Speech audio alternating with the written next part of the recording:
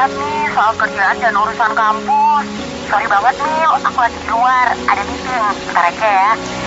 Bosku dateng Mil, udah dulu ya, dah. Hayo, ngaku deh, kamu sering kan ngalamin kejadian kayak gini? Pas pengen curhat, sobat kamu lagi sibuk level dewa.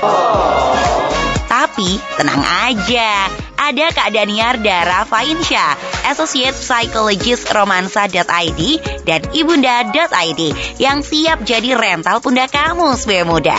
Kuy, dengerin Deep Talk tiap hari Kamis jam 2 siang via on air dan streaming Jux Radio Kalimaya Baskara. Share juga pertanyaanmu via Instagram @kalimaya_. Titi DJ alias hati-hati di jalan dengan cuaca yang sudah mulai hujan, tetap harus yang namanya waspada gitu ya. Nah kalau misal kamu nih sepion muda lagi asik scrolling ketika makanan siang, ini kayaknya pemberitaan di akhir-akhir ini sepion muda sungguh bikin yang namanya heartbreaking ya, alias aduh yang namanya peperangan sudah telah terjadi di Palestina dan juga Gaza. Nah yang pasti untuk kamu yang penasaran dengan bystander effect, kira-kira apa sih hubungannya dengan peristiwa atau mungkin fenomena gitu ya, kejadian mungkin kriminalitas atau bahkan peperangan, kita boleh langsung saja untuk tahu lebih dalam gitu ya tentang bystander effect bersama dengan Kak Daniar di Deep Talk. Halo, selamat siang. Assalamualaikum. Waalaikumsalam. Selamat siang Nisa dan juga semuanya muda. Oke, masih sehat luar biasa ya Kak Daniar ya? Sehat di tanggal muda apalagi. Satu kuadrat Nisa, kalau bisa dibilang. Double rumusan matematikanya ya. Oke, nah Kak Daniar, sesuai dengan tema kita di hari ini gitu ya, di Deep Talk edisi hari Kamis 2 November 2023. Ini kan kita lagi sering banget nih alias membaca gitu ya di media sosial, kemudian di televisi begitu, tentang peristiwa yang bikin hati kita pilu ya, tentang peperangan di Palestina juga tentunya. Nah yang pastinya ini ada hubungannya dengan bystander effect alias fenomena sosial yang ada di yang namanya jagat media sosial atau mungkin di kehidupan sosial kita sendiri gitu. Kita boleh kenalan dulu tentang yang namanya bystander effect, atau mungkin kita bisa bahasanya adalah krisis kasih gitu ya Kak Daniar. Aku juga baru tahu nih dari Nisa kalau ternyata namanya adalah krisis kasih ya. Istilah lainnya. Jadi sebenarnya bahasa simpelnya bystander itu adalah penonton. Kita ini kan sebagai penonton ya Nisa ya. Kita dihadapkan dengan kejadian-kejadian yang luar biasa akhir-akhir ini.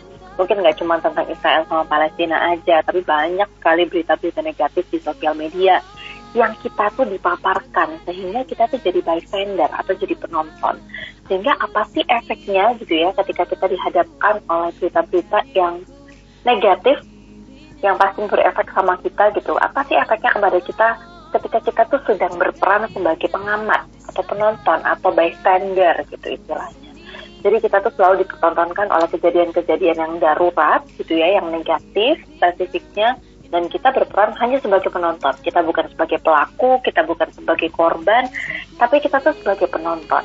Kalau dilihat secara masalah gitu ya, kalau kita melihat secara kejadian orientednya sih sebenarnya kayaknya penonton nggak ada efeknya ya gitu ya, karena kan bukan pelaku, bukan juga korban, nggak bisa disalahkan karena bukan pelaku, nggak bisa dibantu juga karena bukan korban, tapi ternyata efeknya luar biasa lah kalau kita bisa melihat tentang fenomena bystander effect.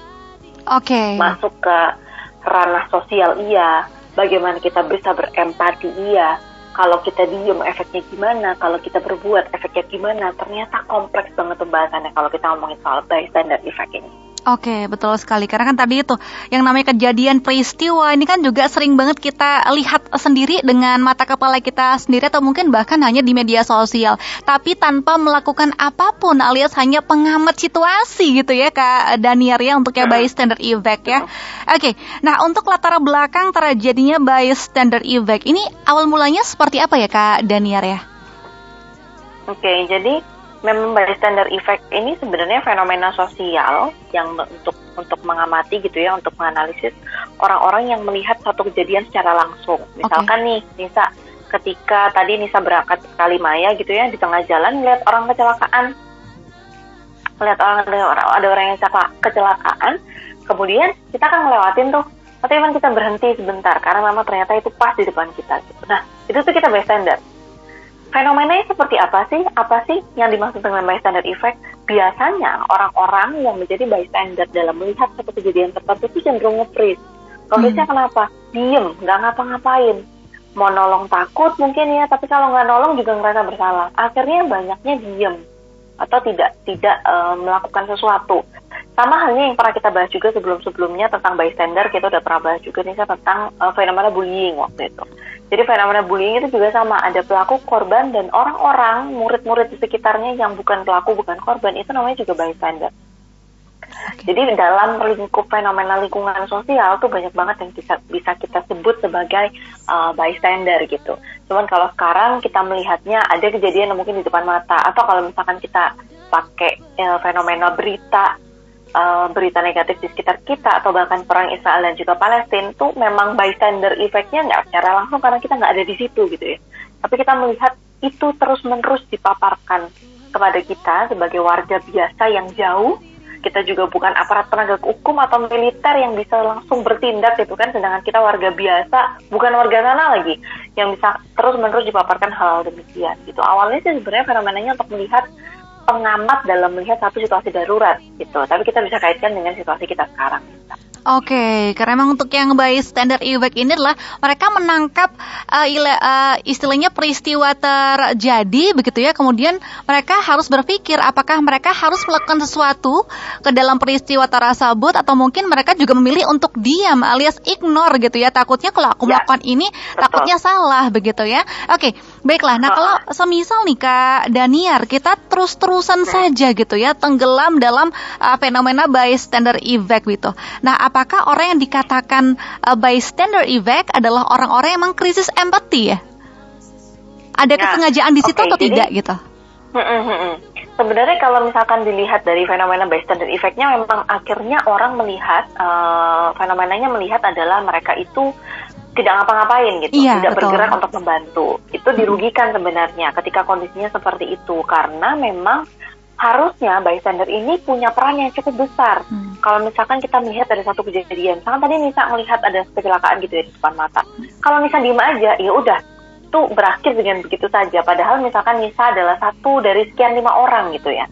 Nah, yang menarik adalah ada satu penelitian yang bilang bahwa semakin banyak orang, itu semakin kita nggak bantu. Semakin banyak bystandernya, terus semakin kita akhirnya memilih untuk tidak membantu. Sedangkan kebalikannya, semakin sedikit bystandernya, maka orang cenderung akan lebih banyak untuk membantu. Gitu. Jadi sebenarnya kita melihat sebenarnya apakah ini krisis empati gitu ya. Lihat dulu konteksnya.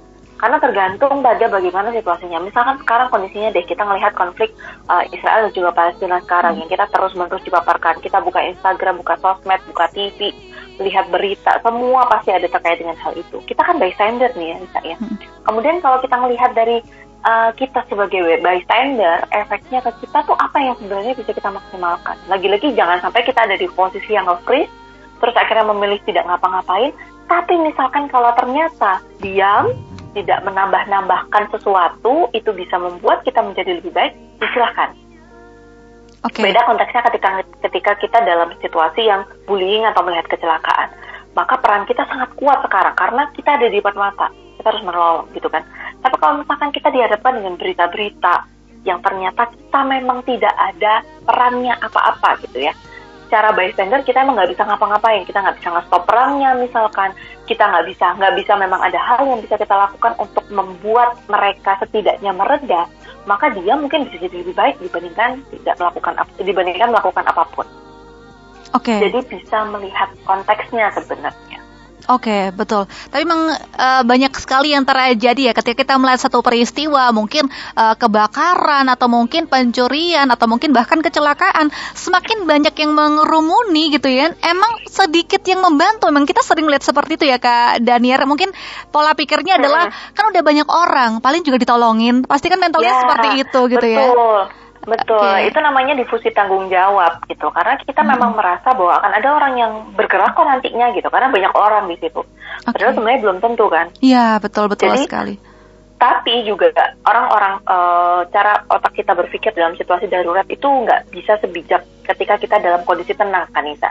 Jadi mungkin ada orang-orang yang mungkin merasa ragu untuk bertindak karena mungkin ini bener nggak ya tindakannya, takutnya malah nolong malah makin kebakaran nih, misalkan kayak gitu ya. Karena kenapa edukasi misalkan mitigasi bencana alam atau mitigasi kebakaran misalkan di kantor-kantor itu banyak selalu diberikan. Kalau pertolongan pertama orang kecelakaan, misalkan CPR itu ya, apa mungkin yang bisa dilakukan? Nah itu tuh sebenarnya membantu untuk kita tuh bisa nggak cuman kena bystander effect, tapi kita bisa melakukan sesuatu di situ. Karena kita tahu yang betul. Misalkan kita nggak tahu, kita nggak bisa ngapa-ngapain, yaudah dibawa ke rumah sakit aja misalkan kayak gitu. Ya nggak apa-apa, tapi kita tidak melakukan hal-hal yang justru memperkeruh keadaan lah ibaratnya kayak gitu. Intinya sebenarnya yang dimaksud supaya kita nggak mengalami krisis kasih yang seperti tadi Nisa bilang gitu ya. Oke, baiklah. Jadi istilahnya boleh kita untuk berinisiatif begitu ya ketika kita melihat suatu fenomena, tapi jangan sampai tadi tindakan kita ini bisa malah memperkeruh situasi gitu ya Kak Daniar ya. Penting banget nih kita belajar edukasi sebanyak mungkin. Jadi ketika kita bersikap atau mungkin bertindak dalam melihat suatu hal atau mungkin fenomena, kita tidak salah langkah gitu kan ya Kak Daniar ya. Betul, apalagi yang tricky sekarang tuh Nisa, ketika misalkan melihat konflik Israel Palestina, kita jauh banget loh dari mereka, gitu kan? Kita jauh banget dari mereka, sedangkan banyak himbauan untuk melakukan gerakan-gerakan tertentu, misalkan donasi, boykot dan segala macam. Terus ada yang mungkin kalau sisinya religiusitas kita bantu dengan doa, nggak masalah, silakan pilih hal yang bisa dilakukan sebagai kita sebagai bystander gitu ya, asalkan memang hal yang kita lakukan tidak semakin memperkeruh keadaan. Intinya seperti itu, supaya kita nggak, karena terkadang ada juga bystander effect itu ketika kita diem aja, akhirnya malah kita feeling guilty atau merasa bersalah. Baik. Harusnya aku gini ya, kalau melihat sesuatu darurat seperti ini ya, harusnya aku bisa banyak membantu. Kayak misalkan ada teman-temanku yang update, akhirnya dia nggak nafsu makan bisa, karena terlalu banyak melihat, membayangkan anak-anak di Palestina sana itu kesakitan. Iya sih, betul banget sih. Ya gitu ya, hal-hal seperti itu yang berdampak kita secara psikologis yang kalau kita terlalu banyak terpapar, ya memang kita empati, tapi empatinya juga perlu batasi dengan bergerak sebatas kita mampu. Karena sayangnya kita jauh. Kalau misalkan membantu orang kecelakaan, tadi situasi-situasinya kita bisa dihadapkan secara langsung, mungkin bergerak itu akan lebih gampang dan efeknya ke kita juga akan lebih lega gitu kan. Gue udah nolong ini, udah kelar gitu kan. Tapi kalau Israel dan Palestina, misalkan karena jauh banget nih kondisinya, kita mau nolong juga nggak mungkin, akhirnya justru muncul perasaan bersalah, itu yang akhirnya semakin mengganggu. Ada juga bahkan yang ternyata bystander effect-nya adalah semakin nyala-nyalain orang yang diem aja. Memperkeruh keadaan kan namanya. Iya, betul. Jadi jangan sampai kita ada di posisi yang membuat kita akhirnya terganggu secara psikologis dan malah nggak bijak untuk melakukan tindakan tertentu gitu dalam berperan sebagai bystander gitu ketika ada di posisi seperti ini. Betul sekali. Jadi lakukan sebisa yang kalian mampu, yang menurut kalian benar ya, dan tidak istilahnya mempengaruhi kondisi psikis kamu sendiri begitu. Karena memang kalau sekarang kan pemberitaan juga istilahnya kita juga bisa melihat positifnya bahwa dunia tidak diam atas peristiwa di Palestina seperti itu ya Kak Daniar ya. Jadi betul, itu bisa jadi salah satu coping sebenarnya. Jadi kita selalu dihadapkan oleh one side gitu ya, satu sisi yang melihat bahwa Palestina ini adalah korban, Palestina ini adalah hal yang mereka hanya diam gitu ya, diperlakukan seperti itu oleh Israel. Kalau kita mau cover both side gitu ya, kita melihat sisi sebaliknya, justru kita sebenarnya itu akan efek kita sebagai bystander yang dalam kondisi yang tidak bisa ngapa-ngapain ini sekarang gitu ya, secara langsung nggak bisa ngapa-ngapain. Ketika kita melihat bahwa sebenarnya dunia itu juga bergerak, misalnya kita melihat postingannya Bu Retno Marsudi gitu ya, betul, itu kan Jokowi juga sampai ke sana, itu kan ya betul, Pak Jokowi juga marah gitu kan dengan tindakan negara kita juga bergerak. Pun misalkan kita juga bisa melihat kalau misalkan ternyata negara Palestina juga nggak diam loh. Mereka punya tentara militer yang bisa menghalau pergerakan Israel, meskipun mungkin nggak bisa ngehalau bomnya gitu ya, tapi ada loh pergerakan-pergerakan yang misalkan dilakukan oleh warga Palestina sendiri untuk menghalau serangan-serangan dari Israel, misalkan seperti itu. Jadi kita merasa bahwa dunia ini, peperangan ini nggak berakhir ketika kita hanya kita yang bergerak gitu. Sedangkan ada kekuatan-kekuatan di luar sana yang sebenarnya juga bisa bergerak untuk itu, meskipun ini juga akhirnya belum selesai gitu ya. memang belum selesai dalam akhirnya. tahapan Tapi proses kalau ya. kita mau, ya betul, dalam tahapan proses ada hal yang dilakukan untuk membalikan keadaan seperti yang sesuai dengan ekspektasi kita. Oke, baiklah Nisbia Muda. Jadi harapannya hopefully yang peristiwa sedang terjadi di Palestina, Nisbia Muda, doa terbaik untuk mereka yang pastinya stop genocide dan juga segera untuk lakukan gencatan senjata ya. Kita bisa bantu dengan doa dan semampu yang kita bisa, Nisbia Muda.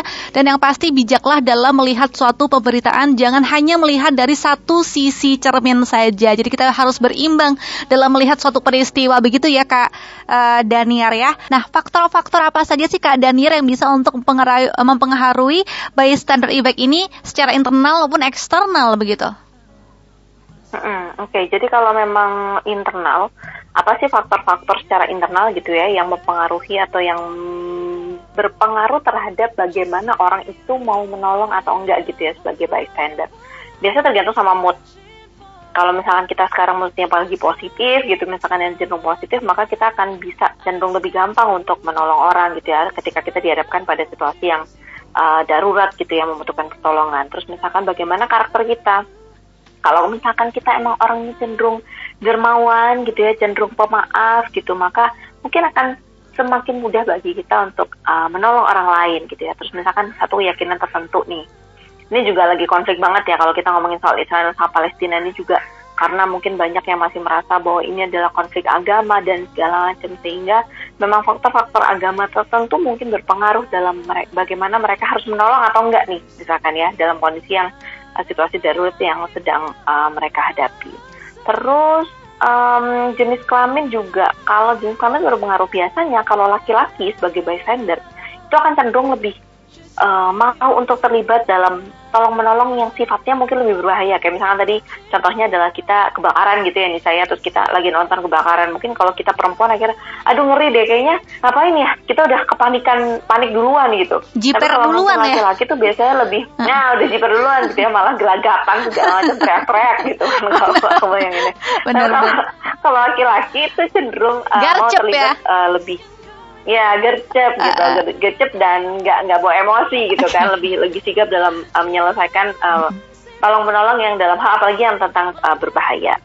Okay. Kalau eksternalnya sih tadi ya, mungkin ada difusi tanggung jawab tadi. Jadi kalau misalkan orangnya banyak tuh, kita akan akhirnya adalah dia kali ya, ada kalian yang bantu gitu.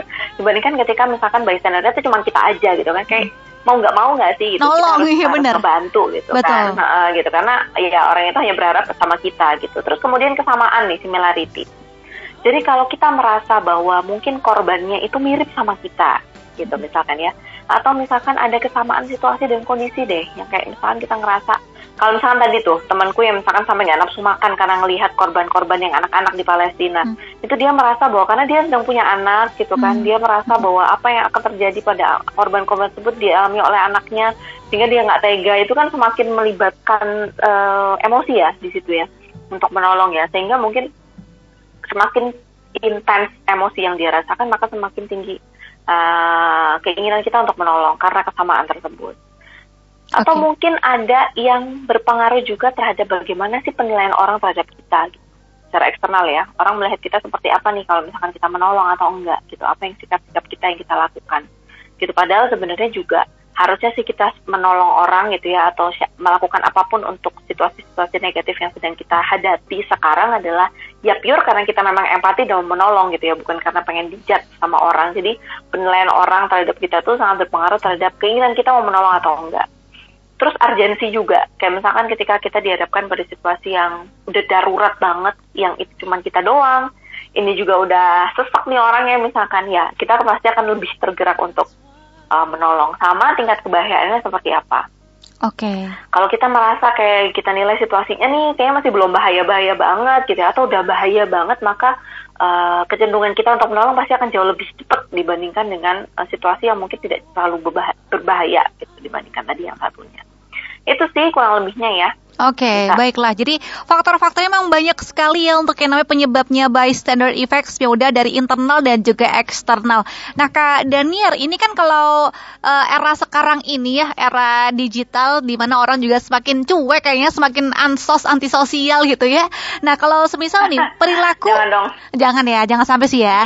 Perilaku untuk bystander effect di kota-kota besar itu udah tahap apa nih Kak Daniar gitu? Kalau aku baca tentang artikel-artikel bystander effect yang dikaitkan dengan kondisi sekarang, memang yang menarik adalah Nisa, kita tuh jadi lambe turah semuanya. Kenapa lambe turah? Karena kita tuh ketika melihat sesuatu yang fenomenal gitu ya, misalnya kecelakaan, atau misalkan kita jadi citizen jurnalis gitu loh, mendadak ya, gitu kan. Mendadak kita jadi jurnalis, citizen jurnalis gitu kan. Jadi kita cenderung untuk ngerekam dulu gitu dibandingkan yang bertindak dulu gitu. Mungkin situasinya kalau misalkan tadi ya orangnya banyak, udah ada yang menolong, oke lah ya kita membantu mereka mendokumentasikan kejadian ini. Bisa jadi juga kita jadi saksi loh gitu videonya kan dari kejadian tersebut mungkin seperti apa gitu. Tapi bahayanya adalah ketika memang kita hanya segelintir orang di situ, yang berarti peran kita cukup kuat gitu ya sebagai bystander untuk menolong situasi darurat, maka harapannya peran kita tadi yang agak-agak jadi citizen jurnalis kesampingkan dulu gitu ya, karena prioritas utamanya adalah menolong kejadian tersebut gitu. Jadi fenomenanya lucu sih sekarang memang, karena ada lambe turah itu ya, jadi kita cenderung akhirnya bystander effect-nya bukan lagi cuma diem, tapi kita justru ngerekam. Gitu ya, kadang-kadang mungkin bagi orang yang melihatnya atau ini hal yang urgent jadinya gregetan gitu, kayaknya ini bukan ranah yang etis deh untuk direkam dulu gitu. Jadi kita harus pintar-pintar melihat situasi. Kalau sudah ada aparat yang berwenang di situ ya oke, nggak apa-apa gitu ya, justru kita membantu untuk jadi jurnalis, tangan panjangnya jurnalis gitu. Tapi kalau ternyata memang belum ada dan memang kita satu-satunya yang harus diandalkan di situ, kita bisa tingkatkan dulu skill empati kita untuk bisa menolong orangnya terlebih dahulu gitu, mengesampingkan keniatan kita untuk memviralkan suatu kejadian. Oke, betul sekali. Karena memang kita bisa melihat juga untuk dampak positifnya, mungkin kita juga ketika melihat video yang seperti itu, kita jadi dapat impact yang positif, lebih hati-hati, lebih waspada. Tapi semisal kalau kejadiannya hanya dirimulah satu-satunya orang, ya mbok ya gitu ya, ditolong dulu ini begitu ya kan. Jadi kita harus melihat dulu gitu ya, di luaran itu seperti apa kondisinya. Baik, Kak Daniar, gimana sih sikap kita agar kita bisa lebih bijak gitu dan juga proaktif secara positif tentunya terhadap suatu peristiwa yang kita lihat sendiri dengan mata kepala kita, atau mungkin juga di jagat media sosial yang emang tidak ada filter di situ gitu loh Kak Daniar, yang langsung gaspol gitu, silakan. Oke. Jadi kalau memang kita situasinya mungkin kita pilah dulu ya Nisa ya. Kalau misalkan dari situasi yang darurat tadi, ada kejadian negatif yang darurat di depan mata, maka memang tenangkan diri dulu gitu ya, supaya kita bertindaknya tidak impulsif, tapi kita bisa bertindak secara bijak untuk melihat berarti apa nih yang bisa kita tolong dari kejadian yang sedang kita lihat sekarang. Karena kalau kitanya panik, pasti akhirnya kita impulsif untuk melakukan sesuatu yang mungkin justru memperparah kah, atau misalkan kalau kita merasa nggak mampu langsung telepon pihak polisian, atau misalkan langsung lakukan apapun yang bisa kita lakukan semaksimal mungkin ketika memang kita sendiri nggak bisa bantu gitu ya. Dan tingkatkan pengetahuan menurutku nih ya, Nisa dan juga sebagai muda, apa sih yang kita lakukan ketika pertolongan pertama itu loh, ketika kita melihat kebakaran, ketika kita melihat kejadian-kejadian misalkan kecelakaan atau hal apapun, sehingga mungkin kita bisa melakukan dengan tangan kita sendiri dulu sebelum kita minta tolong bantuan orang, ketika memang kita hanyalah segelintir orang sebagai bystander di dalam situasi itu. Itu satu. Jadi ada hal yang bisa kita lakukan meskipun kecil yang membuat kita akhirnya merasakan bisa berempati terhadap apa yang dirasakan oleh orang terhadap situasi yang sedang kita hadapi sekarang. Kemudian kalau situasi selanjutnya nih, situasi yang kita nggak bisa pegang istilahnya ya kejadiannya secara langsung, misalkan perang Israel dan juga Palestina, terus misalkan kita melihat berita-berita negatif di sosial media gitu kan. Satu, pilah dulu apa yang memang bisa kita kendalikan atau yang bisa kita lakukan. Ada nggak? Kadang-kadang juga nggak ada loh, misalkan aku tadi ke-trigger banget nih ketika pagi-pagi tadi dengar berita soal ada mertua yang bunuh menantunya. Nisa baca nggak? Oh iya baca. Yang menantunya tuh lagi hamil. Iya dan Ya, 7 kalau bulan. Jawa Timur deh. Iya. Nah, ya lagi hamil 7 bulan. Itu triggering banget loh. Iya, untuk paranoid kita yang ya. mungkin punya kondisi yang sama. Tadi ya, kita mungkin tadi punya kondisi yang sama. Akhirnya kita triggering banget untuk berempati terhadap apa yang orang rasakan. Berempati kalau secara positif, akhirnya kita mendoakan mungkin jadi oke ya. Tapi kalau akhirnya kita jadi cemas, kita akhirnya kebawa pikiran-pikiran itu sepanjang hari yang bikin akhirnya kita nggak fokus beraktivitas, ya itu justru mengganggu. Sehingga kita benar-benar harus pilih dulu. Kalau misalkan sekarang lagi nggak oke untuk melihat sosial media, yuk healing dulu yuk gitu dari sosial media. Rehat dulu sejenak dari hal-hal yang sebenarnya sedang membuat kita overwhelmed gitu. Oh oke, sosial media sekarang overwhelming nih buat kita. Berarti kita yang stop dulu. Karena kita nggak bisa menyetop gitu ya orang-orang di luar sana untuk bertindak. Udah deh jangan perang dulu gitu, atau misalnya udah deh jangan membunuh orang dulu gitu kan nggak bisa ya Nisa ya. Jadi kita yang benar-benar harus tahu bahwa kita masih dalam batas yang mampu nggak untuk mendengarkan semua berita ini. Kalau mampu ya silakan, tapi kalau udah nggak mampu kita dulu yang tarik undur diri dari sosial media. Atau kalau misalkan satu itu, oke ternyata kita masih mampu nih, besok-besokannya kita ngelihat lagi, ya terpapar lagi oleh hal-hal seperti itu. Harus kita fokuskan kepada apa yang bisa kita lakukan, supaya kita nggak kena bystander effect, tapi juga kita punya kontribusi terhadap hal-hal yang positif untuk mereka.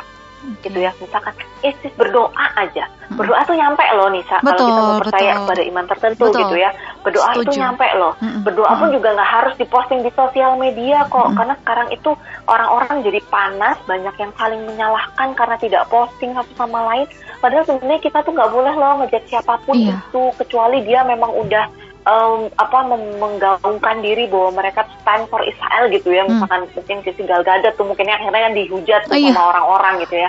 Tapi kalau misalkan orang yang nggak ada kaitannya, atau misalkan dia tidak melakukan hal apapun gitu ya, yang tidak berpengaruh secara langsung atau tidak menggaungkan stand for Israel, misalkan karena kita memang negara kita mendukung Palestina gitu misalkan, ya nggak usah pusing-pusing dulu untuk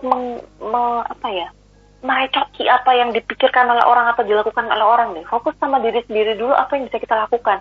Dibandingkan, Nis, itu tolong dong bantuin kecelakaan. Tapi kita ini diem aja gitu kan, nyuruh-nyuruh orang aja. Kan sebenarnya nggak baik juga kan buat kita gitu. Jadi berfokuslah pada apa sih yang sebenarnya bisa kita lakukan sebagai bystander gitu kan, untuk melihat atau untuk memperbaiki situasi semampu yang kita punya. Kenapa harus mampu yang kita punya? Karena kalau kita terus-menerus merasa kita bisa melakukan lebih, kita terus-menerus merasa kita harusnya melakukan A, B, C yang lebih dari yang bisa kita lakukan sekarang, endingnya adalah tadi, feeling guilty, merasa bersalah, akhirnya kita nggak mood untuk hidup sehari-hari karena kita merasa nggak bisa ngapa-ngapain. Padahal kita sudah melakukan sebisa kita sebenarnya, bukannya nggak ngapa-ngapain. Gitu. Jadi harus benar-benar bisa memilah apa sih sebenarnya yang bisa kita lakukan dalam melihat situasi yang memang segalanya serba terbatas karena memang kita lagi nggak di sana. Mau volunteering juga nggak bisa, mau terbang ke sana untuk bantu langsung juga nggak bisa. Jadi bersikaplah semaksimal mungkin sebagai bystander yang memang bisa kita kendalikan. Gitu. Nanti dalam tahap kewenangan kita. Kalau memang ternyata nggak bisa, ya anggaplah itu adalah hal yang di luar kendali kita. Gitu. Terus yang kedua, cover buat saya tadi nih Nisa. Jadi bener banget tuh tadi yang Nisa bilang, kalau yuk kita lihat juga bahwa dunia tuh nggak diam. Nggak diem aja gitu ya. Dunia tuh nggak diem aja. Bahkan aku yakin pun orang-orang di Palestina juga nggak diem aja loh. Pasti ada pihak-pihak yang mungkin belum setimpal atau belum seimbang gitu ya. Tapi ada sebenarnya yang dilakukan gitu dari pihak Palestina juga untuk mengenakan keadaan gitu ya, untuk memulihkan keadaan gitu. Sehingga bisa jadi lebih oke gitu situasinya. Jadi benar-benar kita yang harus jaga diri dulu, kitanya oke dulu supaya kita nggak bertindak impulsif gitu ya, atau melakukan hal-hal di luar kontrol yang justru semakin jauh dari tujuan awalnya gitu ya.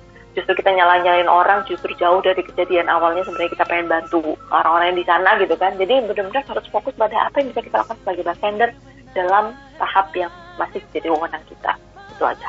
Oke, wah ini sepakat banget nih Spion Muda, dimana untuk istilahnya masukan, inputan, insight dari Kak Daniar ini bisa langsung kita terapkan gitu ya, apalagi kita yang hobinya kalau misal nggak kepo Instagram, sosial media yang sekarang juga banyak sekali pemberitaan begitu yang istilahnya ini heartbreaking banget loh. Jujurnya kalau Nisa lihat anak kecil terluka itu kayak nggak bisa deh lihat kayak begini gitu kan. Tapi betul kata Kak Daniar, benar. bisa dipilih, dipilah juga untuk pemberitaan yang semisal ini juga bisa impactful untuk kalian dan melakukan hal yang terbaik meskipun kita jauh gitu ya. Doa itu tanpa batas, nggak cuman 5G doang nih langsung ke Gusti Allah gitu ya doanya ya. Lakukan yang kita bisa gitu ya Kak Daniar ya. Dan yang pastinya tadi kita juga harus banyak belajar tentang bagaimana sih caranya untuk bisa menarik ilmu, pengetahuan sebanyak mungkin agar bisa membantu orang sebisa yang kita mampu gitu ya Kak Daniara. Jadi bisa jadi bystander effect yang juga punya impact positif terhadap kita. Baiklah, terima kasih banyak ya Kak Daniar untuk sharingnya, luar biasa, keren Nisa, banget. dan juga sebaya muda, semoga ada insight positif dan jangan merasa kita nggak ngapa-ngapain. Kalau kita diem aja memang salah, tapi kalau kita setidaknya bertindak satu hal aja yang aku yakin kita nyampe itu ya, misalkan doa aja, kita udah bergerak kok gitu. Jadi jangan merasa bersalah juga. Yang penting jangan kena bystander effect atau krisis empati ya. Kalau kita tadi bilang kita tetap punya empati, tapi kita juga bertindak sewajar. Oke, baiklah, make peace not war ya.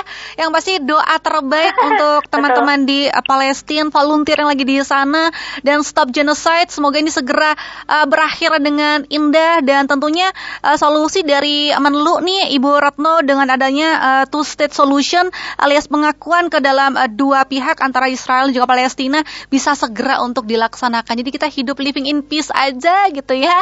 Yang happy aja, doa terbaik untuk teman-teman Palestina. Amin. Baiklah, terima kasih Kak Daniar. Kita jumpa di Kamis depan mendatang dengan tema-tema yang luar biasa menarik tentunya di Deep Talk. Oke, jumpa lagi bersama Kak Daniar dan juga Nisa. Jadi jangan pernah berganti channel, di sini aja di radio Kalimah Beskerabang, The New Heads Power. Bye.